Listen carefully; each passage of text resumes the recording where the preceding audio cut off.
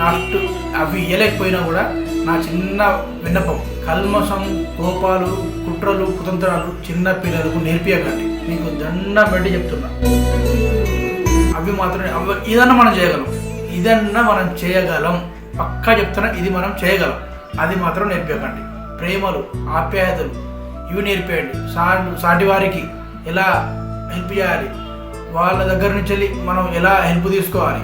Help అంటే డబ్బు కాదు, చదువుకుంటున్నప్పుడు, గేమ్స్ ఆడుతున్నప్పుడు అలాంటి హెల్ప్ అంటే నాట్ ఓన్లీ మనీ.